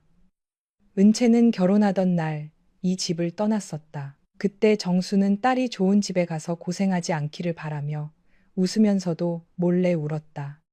아이가 태어난 지 닷새째 되던 날, 백은채는 부산대학교 병원 산부인과 병동 창가 쪽 침대에 기대어 앉아 있었다. 복부를 가른 수술 자국은 아직 제대로 아물지 않아 몸을 조금만 비틀어도 속살 깊은 곳에서 바늘이 잡아당기는 듯한 통증이 올라왔다. 창밖으로는 겨울비가 가늘게 내리고 있었다. 부산 서구 아미동의 병원 건물 사이로 흐린 하늘이 내려앉아 있었고 젖은 유리창에는 빗물이 길게 흘러내렸다. 병실 안에는 소독약 냄새와 따뜻하지도 차갑지도 않은 병원 공기가 고여 있었다. 은채의 딸 하은이는 작은 신생아용 광선 치료기 안에 누워 있었다. 황달 수치가 조금 높다고 했다. 간호사는 엄마 마음은 알지만 정해진 시간만큼 빛을 쬐어야 한다고 했다. 은채는 아이를 안아 올리고 싶어 손끝이 저렸지만 유리처럼 투명한 덮개 너머로 작은 얼굴만 바라볼 수밖에 없었다. 하은이는 세상에 나온 지 며칠밖에 되지 않은 아기답게 손가락을 오므린 채 가끔 입술을 삐죽였다. 울음소리도 아주 작았다. 제대로 울림조차 없는 듯한 그 소리를 들을 때마다 은채의 가슴은 무너졌다. 남편 서재환은 출산 후 병실에 2번밖에 오지 않았다. 첫날에는 입원 서류에 보호자 서명을 하러 왔다. 둘째 날에는 담당 의사에게 몇 가지를 묻고는 곧바로 나갔다. 은채는 처음에는 스스로를 달랬다. 해운대구 우동에 있는 재환의 회사가 요즘 어렵다고 했다. 납품 문제도 있고 거래처와 정산 문제도 있다고 들었다. 남자들은 원래 산후조리가 얼마나 힘든지 모를 수도 있다고 생각했다. 아내가 배를 갈라 아이를 낳았다는 말의 무게를 모를 수도 있다고 그렇게 이해하려 했다. 그러나 이해도 기다림이 쌓이면 상처가 된다. 은채는 재환이 병실 문을 열고 들어와 고생했어 한마디만 해주기를 기다렸다. 아이를 한번 제대로 바라보고 우리 딸 작다라고 말해주기를 기다렸다. 아내의 어깨에 손을 올리고 미안해 내가 너무 늦었지 라고 말해주기를 기다렸다. 하지만 그 기다림은 닷새째 아침까지 아무것도 데려오지 않았다. 그날 오전 병실 문이 열렸을 때 은채는 재환이 혼자 온 줄 알았다. 그러나 재환의 뒤에는 시어머니 오미숙이 서 있었다. 미숙은 짙은 밤색 실크 블라우스에 진주 귀걸이를 하고 있었다. 병문안을 온 사람이라기보다는 어딘가 중요한 모임에 참석하기 직전 들른 사람처럼 단정했다. 손에는 작은 명품 가방을 들고 있었고 얼굴에는 걱정도 반가움도 없었다.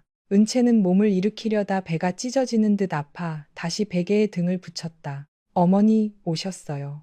은채가 힘겹게 인사하자 미숙은 대답 대신 병실을 훑어보았다. 침대 옆에 놓인 물병, 반쯤 접힌 산모용 패드 봉지, 아직 정리하지 못한 아기 옷, 그리고 광선 치료기 안에 하은이까지. 그 시선은 손녀를 보러 온 할머니의 눈빛이 아니었다. 무언가를 확인하러 온 사람의 눈빛이었다. 재환은 은채의 침대 옆 작은 테이블 위에 서류 봉투 하나를 내려놓았다. 봉투는 지나치게 반듯했다. 은채는 그 봉투를 보는 순간 이유 없이 심장이 내려앉았다. 이게 뭐야? 재환은 의자를 끌어앉았지만 침대 가까이 오지는 않았다. 그는 은채와 일정한 거리를 두었다. 그 거리만큼 마음도 멀어져 있는 것 같았다. 은채야, 우리 정리하자. 은채는 순간 자신이 잘못 들은 줄 알았다. 병실 안의 공기가 부순 것처럼 조용해졌다.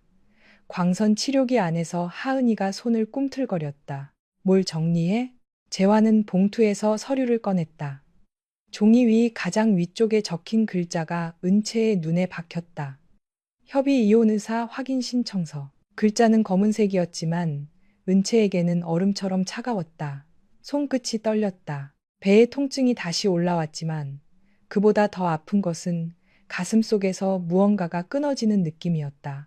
나 애 낳은 지 닷새야, 재환 씨. 은채의 목소리는 작았지만 그 안에는 믿을 수 없다는 떨림이 있었다. 재환은 시선을 피했다. 알아. 그래서 조용히 끝내자는 거야. 서로 더 힘들어지기 전에. 그때 미숙이 처음으로 입을 열었다. 산모라서 크게 말하고 싶지 않다. 좋게 끝내. 여자 몸 힘든 거 안다. 그런데 그걸로 남자를 붙잡을 수 있는 건 아니야. 은채는 미숙을 바라보았다.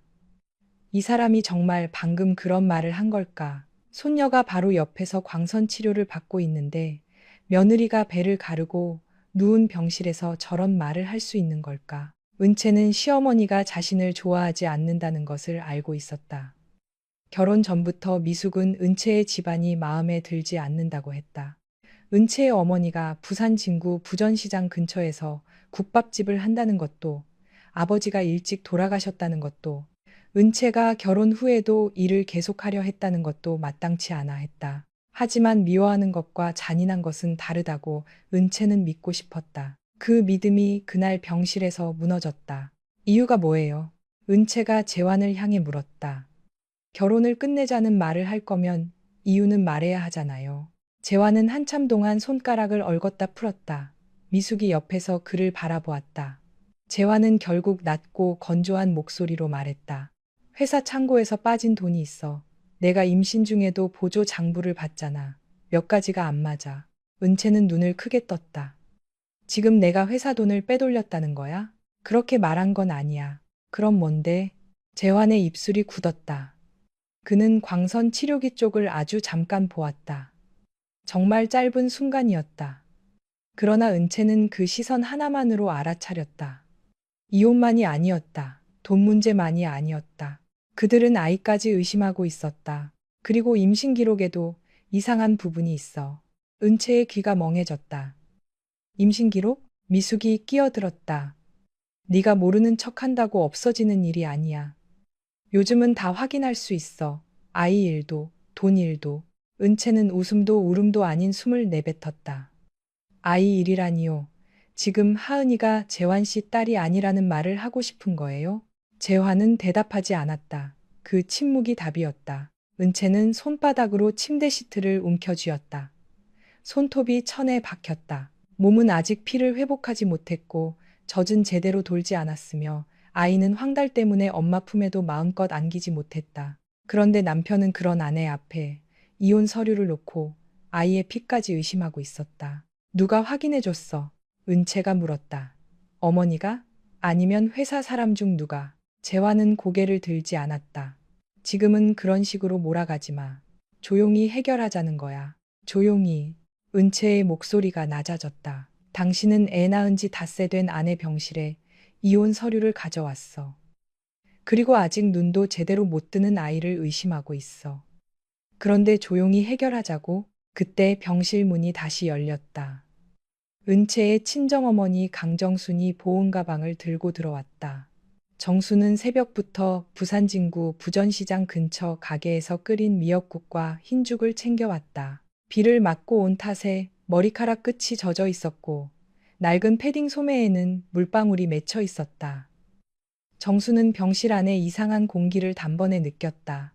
왜 이렇게 조용해? 재환이 왔네. 사돈도 오셨고 아무도 대답하지 않았다. 정순의 눈이 테이블 위 서류로 내려갔다. 그녀는 글자를 전부 읽지 못했지만 가장 큰 제목만으로도 충분했다. 이혼. 정순의 손에서 보온 가방 손잡이가 미끄러졌다. 가방 안에 있던 작은 반찬통이 바닥에 떨어져 국물이 조금 흘렀다. 정수는 허리를 굽혀 허둥지둥 닦으면서도 입술을 떨었다. 사람이 애 낳으면 따뜻한 죽을 들고 와야지. 어떤 집은 종이를 들고 오네. 병원에 종이가 모자라서 여기까지 들고 왔나. 간호사가 문 밖에서 들어오려다 멈췄다. 그녀는 상황을 보고 조용히 돌아섰다. 미숙의 얼굴이 굳어졌다. 사돈, 우리 집안일입니다. 끼어들지 마세요. 정순이 천천히 고개를 들었다. 그녀는 평생 남에게 큰 소리 내지 않고 살았다. 시장에서 장사를 하며 손님이 무례하게 굴어도 웃고 넘겼다. 딸이 시집간 뒤에는 사돈댁에 폐가 될까봐 더 조심했다. 그런데 그날만큼은 달랐다. 은채가 내 딸입니다. 배가른 지 닷새 된 내 딸이 여기 누워 있는데 그게 사돈댁 집안일이면 나는 내 딸이 숨 넘어갈 때까지 구경만 해야 합니까? 은채는 작게 불렀다. 엄마. 정수는 딸을 바라보는 순간 눈시울이 붉어졌다. 딸의 얼굴은 종이처럼 창백했고 입술은 말라 있었다. 정수는 달려가 딸을 끌어안고 싶었지만 배가 아플까봐 어깨에 손만 얹었다.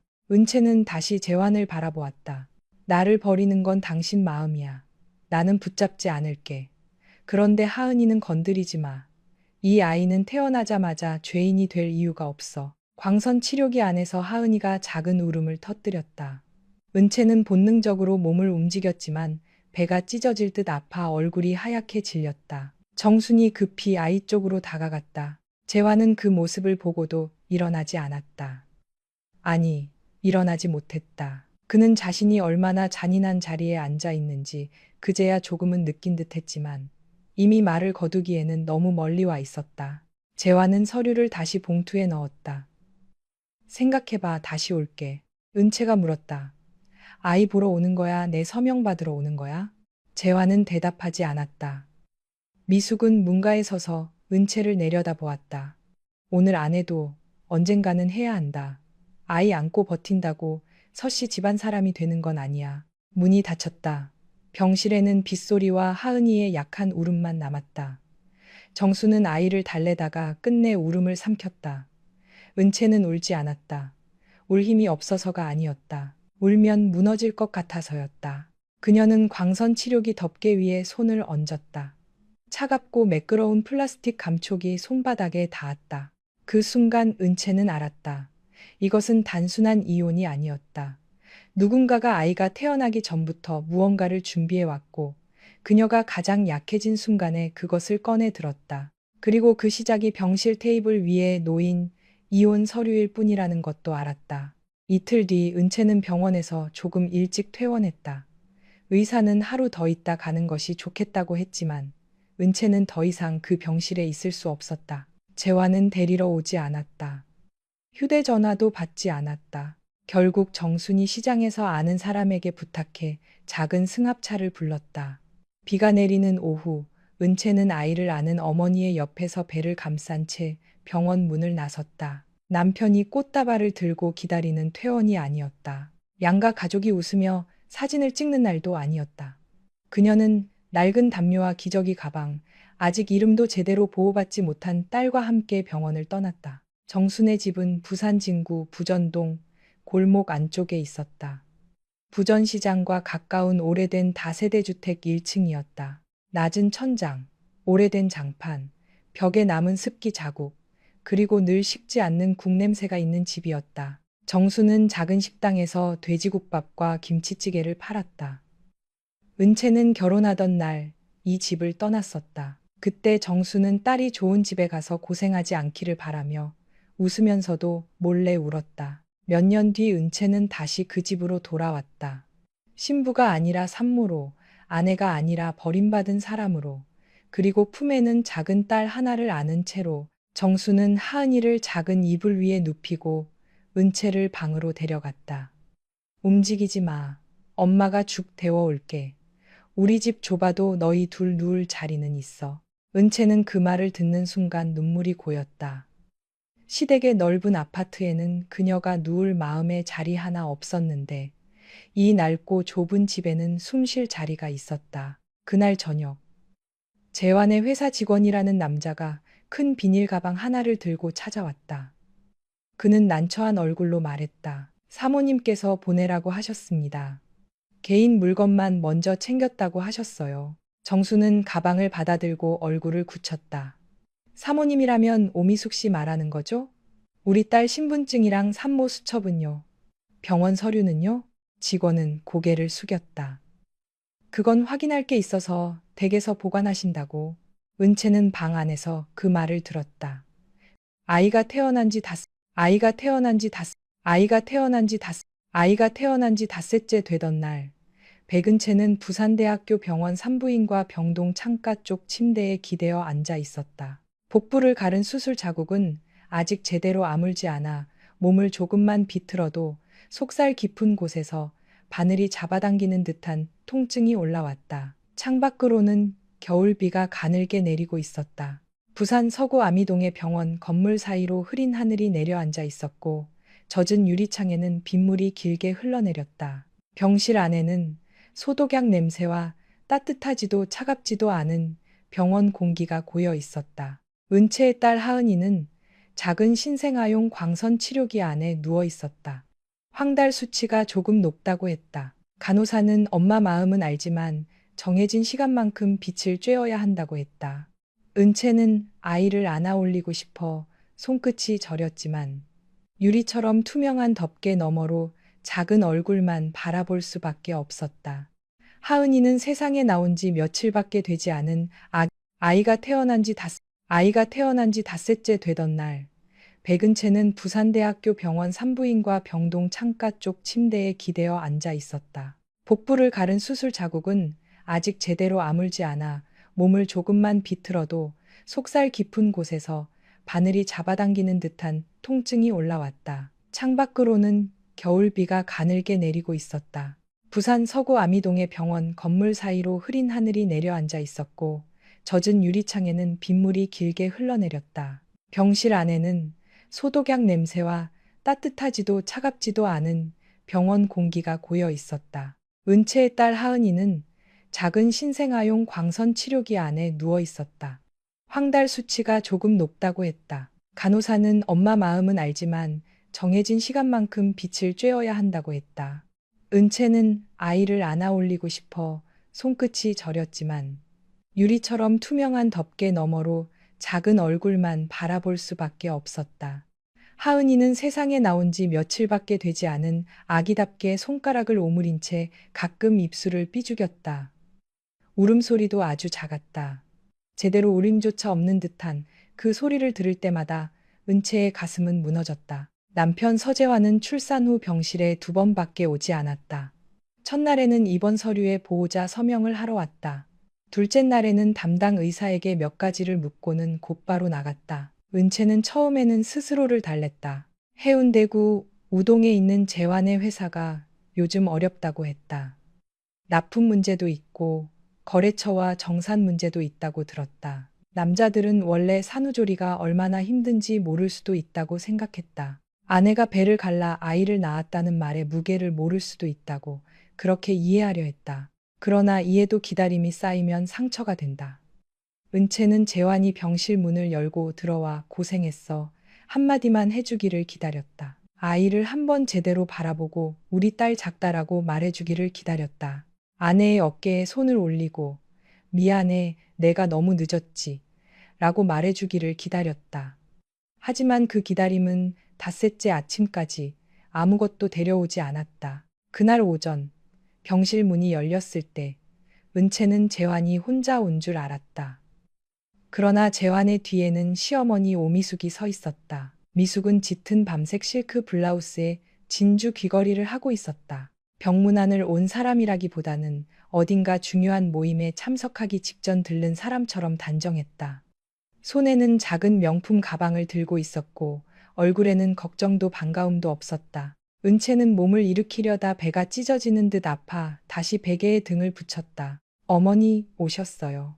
은채가 힘겹게 인사하자 미숙은 대답 대신 병실을 훑어보았다. 침대 옆에 놓인 물병, 반쯤 접힌 산모용 패드 봉지, 아직 정리하지 못한 아기 옷, 그리고 광선 치료기 안에 하은이까지. 그 시선은 손녀를 보러 온 할머니의 눈빛이 아니었다. 무언가를 확인하러 온 사람의 눈빛이었다. 재환은 은채의 침대 옆 작은 테이블 위에 서류 봉투 하나를 내려놓았다. 봉투는 지나치게 반듯했다. 은채는 그 봉투를 보는 순간 이유 없이 심장이 내려앉았다. 이게 뭐야? 재환은 의자를 끌어앉았지만 침대 가까이 오지는 않았다. 그는 은채와 일정한 거리를 두었다. 그 거리만큼 마음도 멀어져 있는 것 같았다. 은채야, 우리 정리하자. 은채는 순간 자신이 잘못 들은 줄 알았다. 병실 안의 공기가 부순 것처럼 조용해졌다. 광선 치료기 안에서 하은이가 손을 꿈틀거렸다. 뭘 정리해? 재환은 봉투에서 서류를 꺼냈다. 종이 위 가장 위쪽에 적힌 글자가 은채의 눈에 박혔다. 협의 이혼 의사 확인 신청서. 글자는 검은색이었지만 은채에게는 얼음처럼 차가웠다. 손끝이 떨렸다. 배의 통증이 다시 올라왔지만 그보다 더 아픈 것은 가슴속에서 무언가가 끊어지는 느낌이었다. 나 애 낳은 지 닷새야, 재환 씨. 은채의 목소리는 작았지만 그 안에는 믿을 수 없다는 떨림이 있었다. 재환은 시선을 피했다. 알아. 그래서 조용히 끝내자는 거야. 서로 더 힘들어지기 전에. 그때 미숙이 처음으로 입을 열었다. 산모라서 크게 말하고 싶지 않다. 좋게 끝내. 여자 몸 힘든 거 안다. 그런데 그걸로 남자를 붙잡을 수 있는 건 아니야. 은채는 미숙을 바라보았다. 이 사람이 정말 방금 그런 말을 한 걸까? 손녀가 바로 옆에서 광선 치료를 받고 있는데 며느리가 배를 가르고 누운 병실에서 저런 말을 할 수 있는 걸까? 은채는 시어머니가 자신을 좋아하지 않는다는 것을 알고 있었다. 결혼 전부터 미숙은 은채의 집안이 마음에 들지 않는다고 했다. 은채의 어머니가 부산 진구 부전시장 근처에서 국밥집을 한다는 것도, 아버지가 일찍 돌아가셨다는 것도, 은채가 결혼 후에도 일을 계속하려 했다는 것도 마땅치 않아 했다. 하지만 미워하는 것과 잔인한 것은 다르다고 은채는 믿고 싶었다. 그 믿음이 그날 병실에서 무너졌다. 이유가 뭐예요? 은채가 재환을 향해 물었다. 결혼을 끝내자는 말을 할 거면 이유는 말해야 하잖아요. 재환은 한참 동안 손가락을 얽었다 풀었다. 미숙이 옆에서 그를 바라보았다. 재환은 결국 낮고 건조한 목소리로 말했다. 회사 창고에서 빠진 돈이 있어. 내가 임신 중에도 보조 장부를 봤잖아. 몇 가지가 안 맞아. 은채는 눈을 크게 떴다. 지금 내가 회사 돈을 빼돌렸다는 거야? 그렇게 말한 건 아니야. 그럼 뭔데? 재환의 입술이 굳었다. 그는 광선 치료기 쪽을 아주 잠깐 보았다. 정말 짧은 순간이었다. 그러나 은채는 그 시선 하나만으로 알아차렸다. 이혼만이 아니었다. 돈 문제만이 아니었다. 그들은 아이까지 의심하고 있었다. 그리고 임신 기록에도 이상한 부분이 있어. 은채의 귀가 멍해졌다. 임신 기록? 미숙이 끼어들었다. 네가 모르는 척한다고 없어지는 일이 아니야. 요즘은 다 확인할 수 있어. 아이 일도, 돈 일도. 은채는 웃음도 울음도 아닌 숨을 내뱉었다. 아이 일이라니요. 지금 하은이가 재환 씨 딸이 아니라는 말을 하고 싶은 거예요? 재환은 대답하지 않았다. 그 침묵이 답이었다. 은채는 손바닥으로 침대 시트를 움켜쥐었다. 손톱이 천에 박혔다. 몸은 아직 피를 회복하지 못했고 젖은 제대로 돌지 않았으며 아이는 황달 때문에 엄마 품에도 마음껏 안기지 못했다. 그런데 남편은 그런 아내 앞에 이혼 서류를 놓고 아이의 피까지 의심하고 있었다. 누가 확인해줬어? 은채가 물었다. 어머니가? 아니면 회사 사람 중 누가? 재환은 고개를 들지 않았다. 지금은 그런 식으로 몰아가지 마. 조용히 해결하자는 거야. 조용히. 은채의 목소리가 낮아졌다. 당신은 애 낳은 지 닷새 된 아내 병실에 이혼 서류를 가져왔어. 그리고 아직 눈도 제대로 못 뜨는 아이를 의심하고 있어. 그런데 조용히 해결하자고. 그때 병실 문이 다시 열렸다. 은채의 친정어머니 강정순이 보온 가방을 들고 들어왔다. 정수는 새벽부터 부산 진구 부전시장 근처 가게에서 끓인 미역국과 흰죽을 챙겨왔다. 비를 맞고 온 탓에 머리카락 끝이 젖어 있었고 낡은 패딩 소매에는 물방울이 맺혀 있었다. 정수는 병실 안에 이상한 공기를 단번에 느꼈다. 왜 이렇게 조용해? 재환이 왔네. 사돈도 오셨고 아무도 대답하지 않았다. 정순의 눈이 테이블 위 서류로 내려갔다. 그녀는 글자를 전부 읽지 못했지만 가장 큰 제목만으로도 충분했다. 이혼. 정순의 손에서 보온 가방 손잡이가 미끄러졌다. 가방 안에 있던 작은 반찬통이 바닥에 떨어져 국물이 조금 흘렀다. 정수는 허리를 굽혀 허둥지둥 닦으면서도 입술을 떨었다.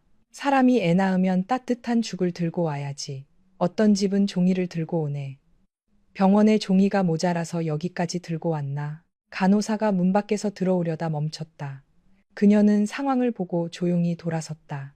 미숙의 얼굴이 굳어졌다. 사돈, 우리 집안일입니다. 끼어들지 마세요. 정순이 천천히 고개를 들었다. 그녀는 평생 남에게 큰 소리 내지 않고 살았다. 시장에서 장사를 하며 손님이 무례하게 굴어도 웃고 넘겼다. 딸이 시집간 뒤에는 사돈댁에 폐가 될까봐 더 조심했다. 그런데 그날만큼은 달랐다.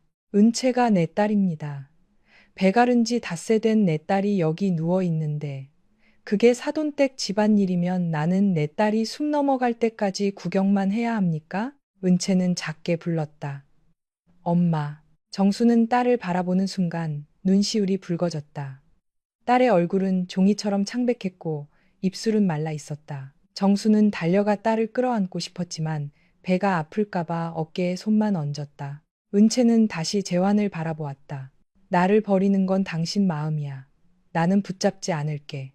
그런데 하은이는 건드리지 마. 이 아이는 태어나자마자 죄인이 될 이유가 없어. 광선 치료기 안에서 하은이가 작은 울음을 터뜨렸다. 은채는 본능적으로 몸을 움직였지만 배가 찢어질 듯 아파 얼굴이 하얗게 질렸다. 정순이 급히 아이 쪽으로 다가갔다. 재환은 그 모습을 보고도 일어나지 않았다.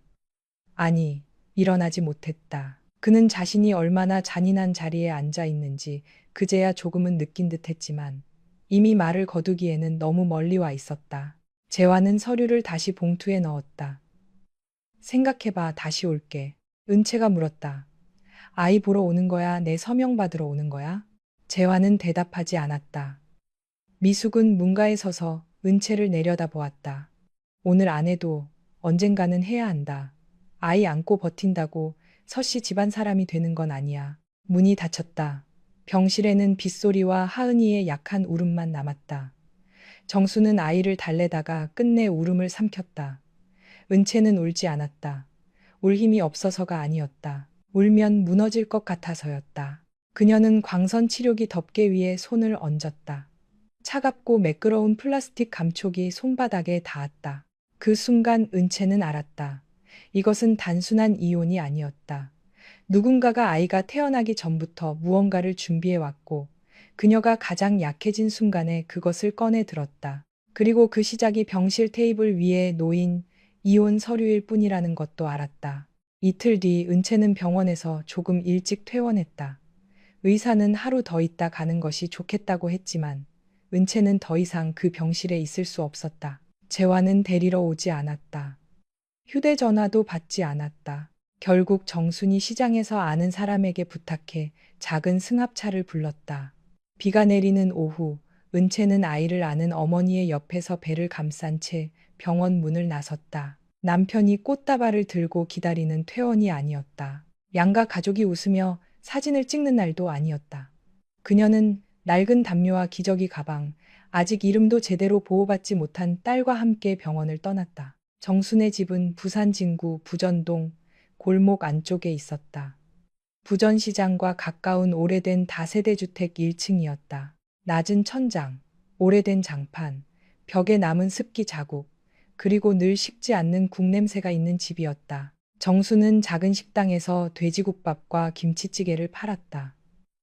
은채는 결혼하던 날 이 집을 떠났었다. 그때 정수는 딸이 좋은 집에 가서 고생하지 않기를 바라며 웃으면서도 몰래 울었다. 몇 년 뒤 은채는 다시 그 집으로 돌아왔다.